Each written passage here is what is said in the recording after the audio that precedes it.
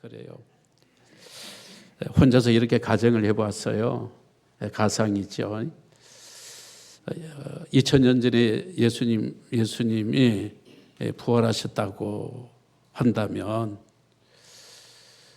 그때도 지금처럼 이렇게 방송국들이 있고 통신사들이 있고 또 이렇게 SNS 블로그들이 있고 핸드폰들이 다 있으면은 어땠을까? 우리 주님이 새벽에 부활하시다고 그러잖아요.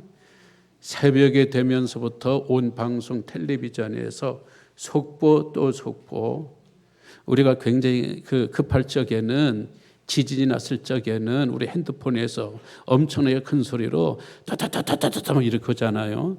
그냥 뭐 길 잃은 어느 분을 찾습니다. 아니면 황사가 있으니 조심하셔야 할 적에는 그냥 문자가 그냥 딩동 들어오는데 뭐 지진 같은 이런 경보음에는 굉장히 소리가 막 커요.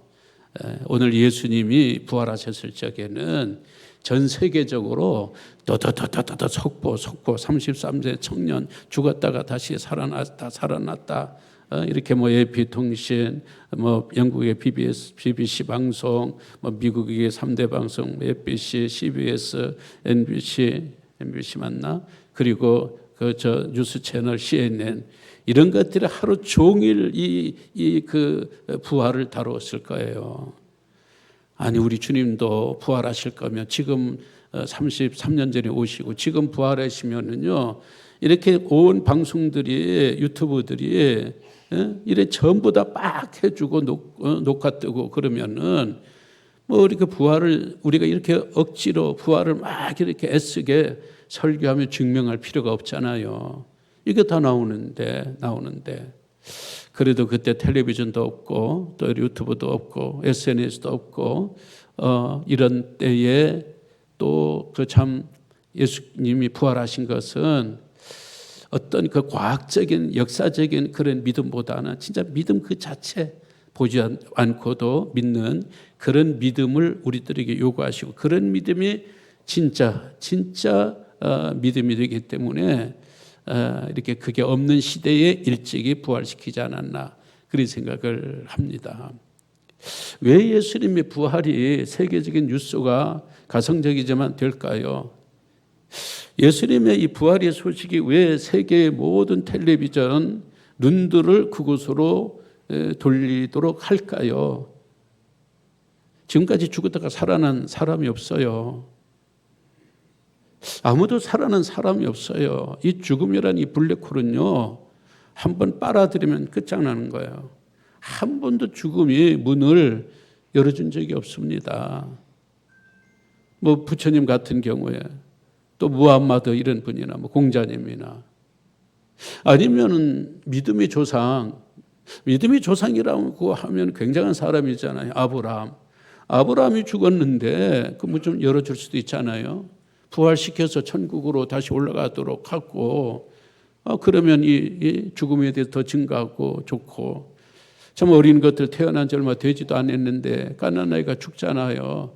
얼마나 애처로워요. 그러면 그 엄마를 생각해서 요만큼만 죽음의 문의 틈새를 열어주시면은 그 틈새를 통하여서 아니 아기들이 살아날 수도 있는데 그 죽음 속에 사망의 문 속에 들어가서 나온 사람은 한 사람도 없어요. 한 사람도. 왜 그럴까요? 이 죽음에는 사망에는 열쇠가 없어요. 열쇠. 하나님께서 열쇠를 만들어 놓지 않으신 거예요. 왜냐하면 지옥은 사람을 위해서 만든 게 아니에요.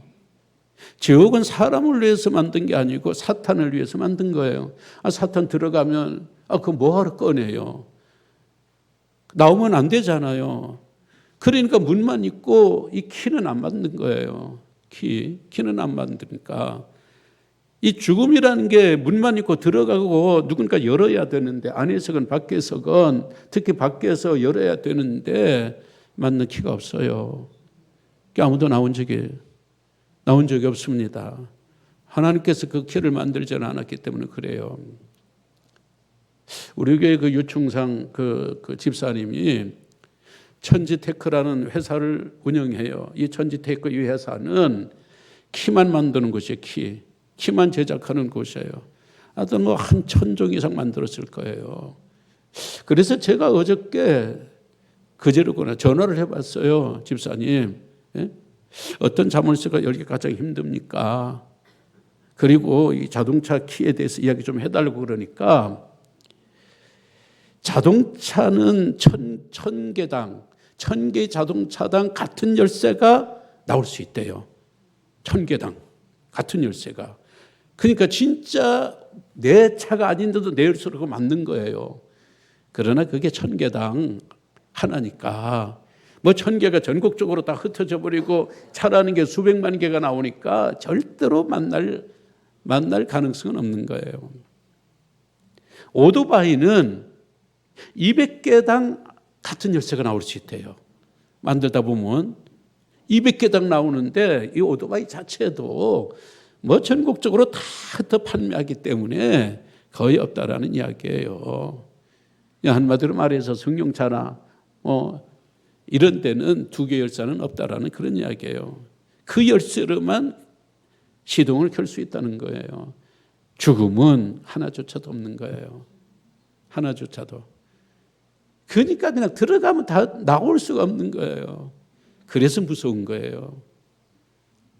죽음이 무서운 게 왜 무서워요? 들어가면 나올 수 없으니까 그냥 무서운 거예요. 그런데 2000년 전 바로 그날 예수님의 무덤이 열린 거예요. 그냥 열린 게 아니에요. 키가 없다고 그러잖아요. 키가 없으니까 안 열려요.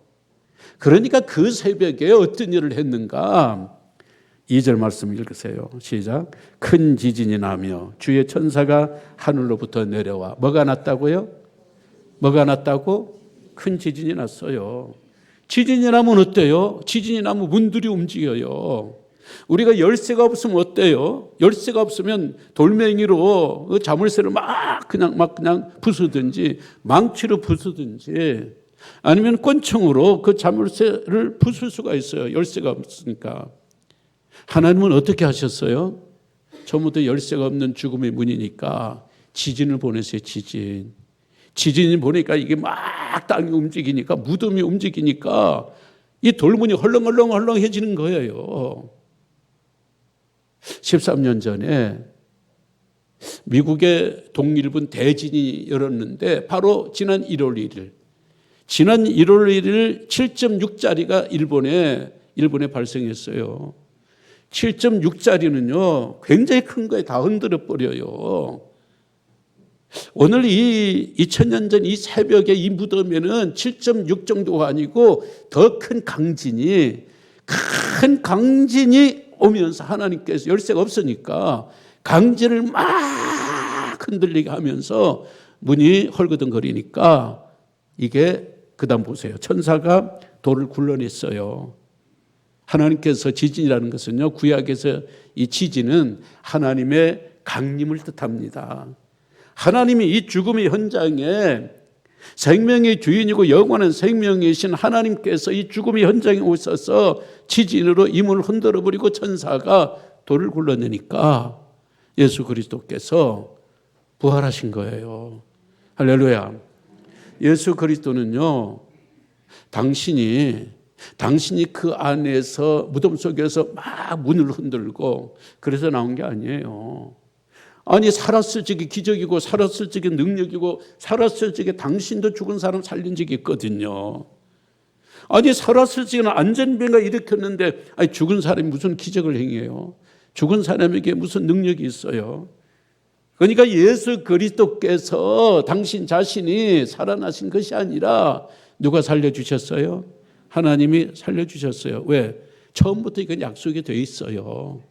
이 세상에 오실 적에 네가 인간의 몸을 입으시고 세상에 나가 사람들이 죄를 대속하기 위해서 십자가에 죽고 그러면은 내가 다시 살려준다라는 성부와 성자 간의 언약 약속이 있었어요.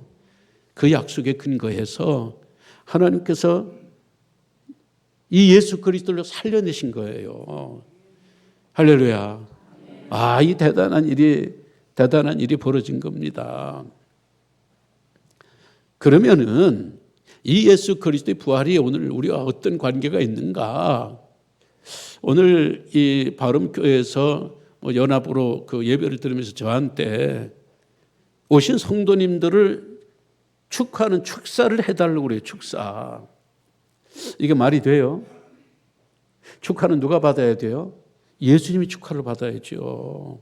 아니 예수님이 십자가에서 고생하고 땅속에서 3일 동안 고생하다가 나왔으면 예수님 축하합니다. 살아나셔서 축하합니다. 부활을 축하합니다. 그래야 이게 맞는 이야기예요. 그런데 목사님들은 예수님이 아니고 성도님들에게 축사를 해달라는 거예요. 처음에는 이게 뭔가 싶은데 가만히 생각해 보니까 예수님께서 고생은 예수님이 하셨는데 이 부활에 대한 혜택은 누가 받았는가? 우리가 수혜자예요. 우리 그런 거 있잖아요. 보험들 적에 보험금은 내가 냈는데 우리 아들, 딸들이 받아요. 예수님께서 부활하셨는데 그 부활은 오늘 우리의 것이 되고 그래서 누가 축하를 받아야 돼요? 우리가 축하를 받아야 돼요. 오늘은 좀 쉽게 이 부활하고 우리와의 어떤 관계가 있는가 3가지로 좀 짤막하게 설명을 하겠습니다. 여간에서는요, 여러분들 막 10년, 30년, 50년 믿은 사람들이니까 맨날 부활절에 설교 뻔해요. 부활절에 한번 나오기 시작하면 저거 뻔한 이야기 나와서 이제는 안 되겠다 싶어가지고 그래서 어린아이들 앞에 하는 식으로 그냥 그렇게 이야기를 하겠습니다. 왜 우리가 축하를 받아야 되는가? 왜? 우리도 부활하기 때문에 그래요. 우리도 부활하기 때문에 우리도 부활할 사람들이니까 축하를 받는 거예요. 왜냐하면 이 고린도전서 15장은 무슨 장이지요? 부활장이에요. 고린도전서 15장 20절에 뭐라고 이야기를 했는가? 예수 그리스도께서 부활하심으로 부활의 첫 뭐가 되었다? 부활의 첫 열매가 된 거예요. 그 전까지는 누구도 부활한 적이 없어요. 지금 인구가 81억이잖아요. 81억인데 얼마나 많은 사람들이 죽고 앞으로는 다 죽을 거예요. 그리고 지금까지 죽은 사람들이 무지무지하게 많아요. 하나님께서 인류의 부활을 말씀하셨는데 이 사람이라는 이 나무 가운데 부활이라는 이 열매가 맺어진 적이 없어요. 긴가민가 했어요. 그런데 예수 그리스도가 부활하면서 부활의 첫 열매가 되니까 2번째 열매가 있고 3번째 열매가 있고 4번째 열매가 당연히 나오잖아요. 이 사람이라는 이 나무 가운데 부활이라는 열매가 예수님이 부활하시니까 다 알게 됐고 우리도 부활하게 되는구나. 그래서 예수님이 부활이 나의 부활을 보증하기 때문에 우리의 축복이 되고 우리가 축하를 받아야 된다는 이야기예요. 여러분, 강원도에 사과가 될 줄 누가 알았겠어요? 사과하면은 대구하고 경상북도예요. 다른 데는 될 줄 몰랐어요. 특히 이 추운 이 강원도에서 사과가 될 줄은 꿈도 꾸지를 못했어요. 근데 엊그제 정부가 무슨 발표를 했어요? 이번에 열매 사과 대란이 일어났잖아요. 사과 대란이 일어나니까 정부에서 강원도에 사과나무를 심고 집중적으로 정부가 또 도와주겠다. 강원도를 사과 재배 단지로 만든다는 거예요. 제가 한 번씩 정선을 가거든요. 정선에 가면요, 길가에 사과밭이 있어요. 정선 사과는 아주 상품 가치가 이거예요. 처음에 정선에 사과를 심었을 적에 사람들이 웃었을 거예요. 야, 여기 안 된다. 첫 번째 수확인데 열었다가 떨어지고 그랬을 겁니다. 그런데 어느 날부터 사과 열매가 맺어지기 시작하고 그것이 상품화가 되게 되는 거예요. 이제는 뭐예요? 강원도가 사과가 된다는 거예요. 왜?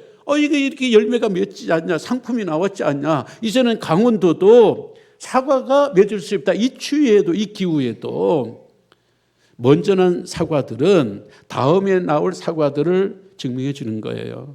마찬가지로 예수님께서 부활하시니까 그 부활이 누구의 부활? 나의 부활이 된 거예요. 예수 그리스도께서 부활이 첫 열매가 되었으니까 예수 그리스도를 믿는 사람들, 예수 그리스도 안에서 살았던 사람들, 예수 그리스도 안에 죽었던 사람들은 예수 그리스도와 함께 부활의 소망으로 죽었기 때문에 우리도 부활될 줄 믿습니다.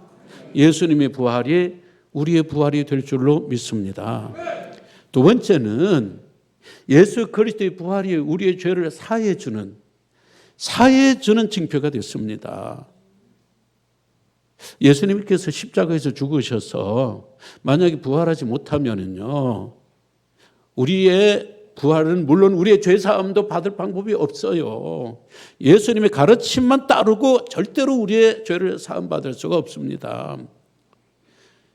예수 그리스도는 하나님이라고 그러셨어요. 진정한 사람이라고 그러셨어요. 예수 그리스도 안에서 신성과 인성이라는 양성연합이 있다고 당신이 말씀하셨거든요. 그리고 당신은 죽었다가 산다고 그러셨거든요. 그리고 나는 죄를 사해 주는 권세가 있다고 그랬거든요. 누구든지 나를 믿는 자들은 나와 함께 천국에 간다고 그렇게 약속을 하셨습니다. 그런데 당신은 그렇게 말해놓고 부활을 하지 못했어요. 이게 가짜인 거예요. 이게 가짜인 거예요. 살아있을 적에는 능력을 행할 수가 있어요. 기적을 행할 수도 있는데 죽어서 당신이 부활하지 못하면은 이건 가짜인 거예요.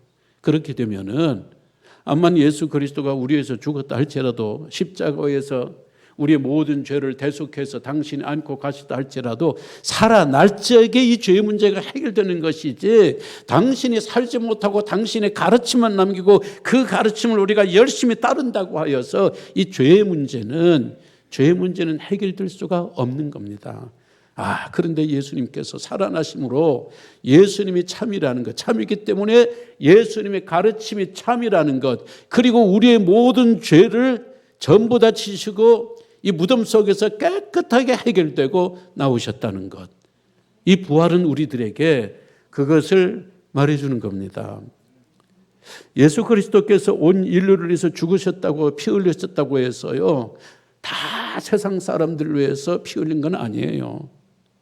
예수님을 믿는 사람, 그리고 하늘의 생명책에 우리의 이름이 기록된 사람들만을 위해서 피를 흘리셨어요. 다른 이 예수 안 믿는 사람, 소위 불신자, 비신자라는 사람들 위해서는요, 한 방울도 피를 흘리지 않았어요. 그렇기 때문에 예수님의 피는요, 한 방울도 허투루 낭비되는 법이 없어요.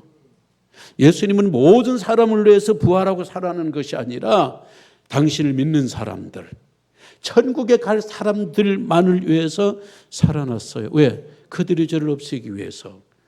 우리 예수 그리스도께서 사신 거예요. 아주 나쁜 사람이 있어요. 아주 나쁜 사람 죽어서 재판장 앞에 서는데 재판장이 딱 보니까 이거 죄가 너무 많아. 야, 너 이런 죄도 짓고 저런 죄도 짓고 그러니까 너는 지옥에 가서 이 죄값을 다 치르거라. 이 죄값을 다 치르거라. 그러니까 그 나쁜 사람이 하는 이야기가 카드로 계산이 안 돼요. 이거 안 누는 사람은 정서적으로 문제가 있습니다. 이거 카드로 이 죄값을 계산할 수 없냐는 거예요. 그러니까 재판장이 그래 카드 내놔봐라. 국민카드 내놨어요. 싹 그거 보더니 신용불량. 그 다음에 또 농협카드 꺼내서 싹 그거 봤더니 신용불량자로 나와요. 또 다른 카드 놨더니 신용불량자로 나와요. 없는 거예요. 그러니까 재판장이 야, 너는 신용불량자니까 카드로는 이 너의 죄의 값을 계산할 수 없으니까 너 저기 지옥에 가라. 지옥에 보냈다라는 이야기예요. 우리도 그 앞에 설 거예요. 우리도 그 앞에 서면 우리의 카드 내놔요. 나 이런 카드 내놔요. 신용불량. 우리도 예수 믿는 우리도. 응? 우리가 열심히 기도할 때는 기도 카드 내놔요. 그거 봐요. 이것도 신용불량자로 나와요. 그때 예수 그리스도께서 십자가 카드를 우리에게 줘요. 이걸로 한번 그어봐라. 십자가 카드로 싹 그으니까 우리의 저거 없고 계산이 싹 되어버리는 거예요. 너는 저리로 가라. 부활의 카드를 주셨어요. 부활의 카드로 싹 그었더니 우리 저거 아무것도 안 나오는 거예요. 이미 예수 그리스도께서 십자가에서 우리의 죄를 전부 다 우리의 죄의 값을 다 계산해 버리신 거예요. 그래서 우리는 죄 없는 사람으로 하나님 앞에 서게 되고 우리는 저쪽으로 가는 거예요. 믿으십니까? 부활은 바로 그런 거예요. 부활이 엄청난 거예요. 부활은 또한 뭐를 말하는가? 오늘 우리들에게요, 보험이에요, 보험.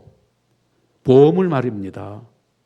예수 그리스도는 우리에게 보험이에요. 생명보험이고 영생보험. 예수님께서 나를 믿으라 한 이야기는요, 나에게 보험 들라는 거예요. 무슨 보험? 영생보험. 생명보험 들라는 거예요, 나한테. 사도들이 말했잖아요. 주 예수를 믿으라. 주 예수에게 보험을 들라. 그리하면 너와 내 집이 그 보험을 받으리라. 우리가 보험 들고 우리가 보험 들고 내가 죽으면 너와 내 집이 구원을 받으리라. 복음 혜택을 받는 우리 자녀들이 같은 예수 믿었기 때문에 구원받는 거예요. 제가 이번에 대장 내시경에서 용종 하나를 떼어냈어요. 용종 하나를 떼어냈더니 이게 그거 진단서니 뭔지 해서 보내달라고 했더니 권사님이 해가지고 30만 원을 보내왔더라고. 30만 원. 그래서 내가 속으로 한 5개 정도 나오지. 5개에서 150만 주는 건 아닐 거예요. 내가 이제 바람교에서 내가 그런 이야기를 했더니 우리 옥집사님이 나에게 힘을 주게 해서 아멘 하더라고요. 5개 떼어냈다가 나 죽습니다. 죽어. 그 보험료 좀 달려고. 그 보험은 그러는 거예요. 며칠 후에 임플란트 여기가 뭐가 심는데 뭐가 좀 그래가지고 여기에 시술을 좀 해서 그것도 갖다 달라고 해서 그 미안하지만 또 갖다 줬더니 이번에는 얼마? 50만 원이고 50만 원. 이야, 보험이라는 거는요. 보험이라는 거 이런 거예요. 우리가 생명보험이어야 되는데 꼭 죽어서만 타는 건 아닙니다. 살아있는 동안에 이런 사고가 났고 또 이렇게 병원에서 수술을 하고 그럴 적에 중간중간 보험이 나는 거예요. 우리 예수 믿고 이 보험료 하나님께서 우리를 보호하시고 예수 그리스도가 우리에게 오셔서 위로를 주는 것은요, 죽어서만 그러는 건 아니에요. 살아있는 동안에도 우리가 보험을 타서 하나님의 도움을 받는 거예요. 뿐만 아니라 천국에 가서는 영생이라는 보험금을 타는 겁니다. 따라합시다. 나는 예수를 조금밖에 못 믿었는데. 아이고 참, 우리 장로님들은 말 안 하는 거 보니까 상당히 나는 많이 믿었는데 그렇게 말씀하셔도 돼요. 왜냐하면 참 우리 장로님들은 진짜 예수 잘 믿는 분들이에요. 그러나 하나님 앞에서는 우리는 조금만 믿었는데 보험금이라는 게요. 20만 원, 30만 원 해서 무슨 수억 타는 보험도 있지만은 2만 원, 3만 원 내고도 2만 원, 3만 원 내고도 사망했을 적에는요. 몇 억씩 타는 진짜 좋은 보험들이 있어요. 우리는 예수를 조금밖에 못 믿었는데 하나님을 조금밖에 못 믿었는데 죽어서 타는 보험은 천국에서 어떤 보험? 영생하는 보험. 할렐루야. 영생이요. 이거는 영원히 산다는 거예요. 말이 돼요. 우리 70년, 80년 사는 것도 인생의 생명이 그렇게 가치가 있다면요. 영생하는 생명은 얼마나 대단합니까? 근데 이게 우리가 예수를 조금 믿었는데 천국에 가서는 이런 엄청난 보험을 타는 겁니다. 예수님이 부활해 주셨기 때문에 뿐만 아니라 천국에 가서 타는 보험이 또 있어요. 그것은 우리는 이 세상에서 육체로 심었는데 육체는 어떤 육체예요? 약한 육체예요. 죄 짓는 육체예요. 썩을 육체예요.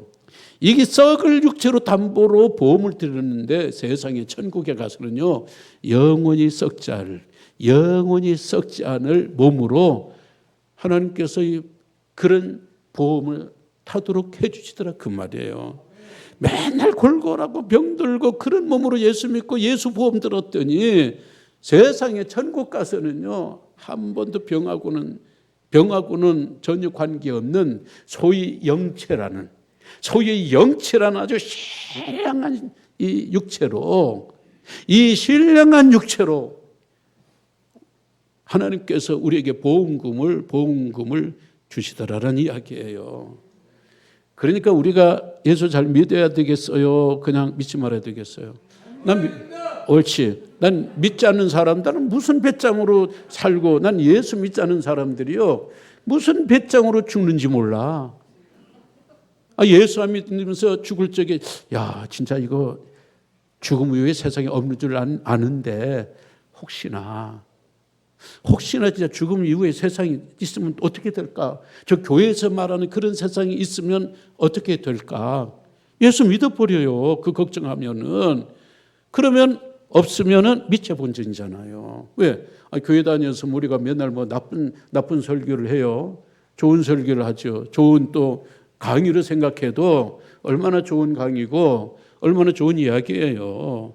이거 갖고도 돼요. 근데 죽고 보니까 다른 세상이 있고 세상에 나는 요만큼 믿었는데 천국에서 받는 이 보험은 영생하는 우리의 생명보험, 그리고 영체라는 썩을 육체로 심어서 영체라는 이 보험을 타고 뿐만 아니에요.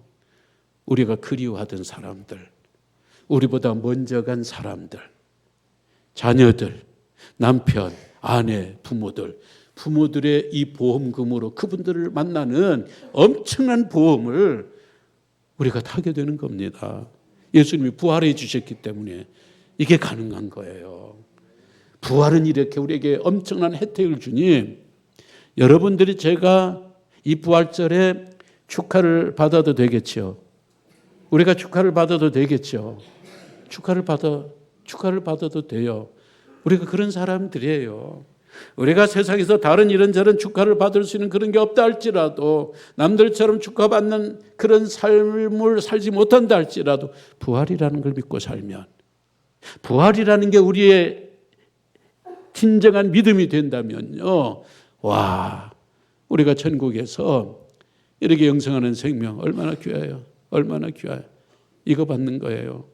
예수 그리스도 안에 이 부활을 믿어야요, 우리 안에 영생하는 생명이 여기에 박히는 겁니다.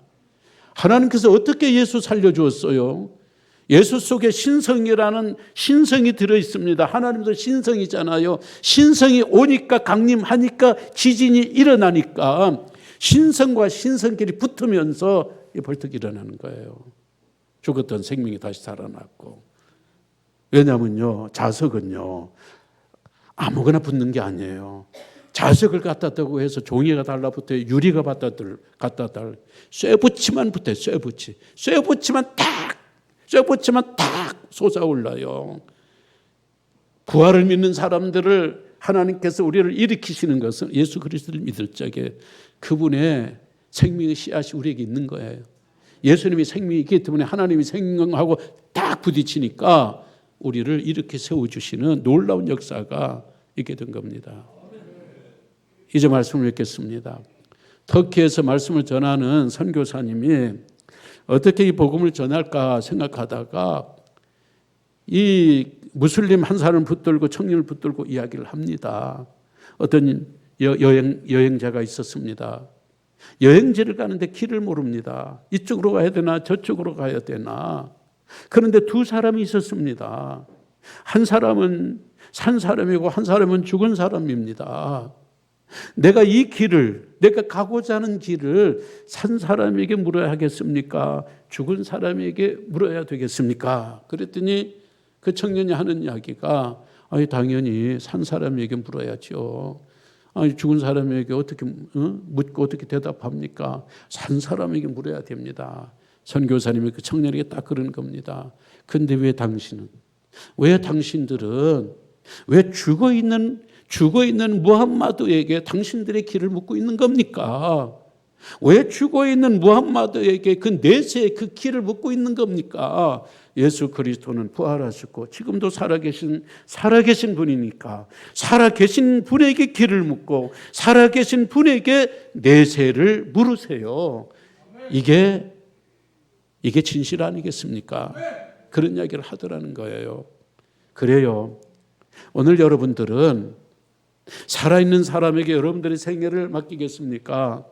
아니면 죽어있는 사람들에게 죽어있는 가르침에 여러분들의 생애를 맡기겠습니까? 여러분들은 산 자에게 길을 묻겠습니까? 죽은 자에게 길을 물으면서 가겠습니까? 누구에게 인생을 맡기고 길을 물을 것인가? 그건 여러분들의 선택입니다. 다 함께 일어나셔서 165장을 찬양합니다.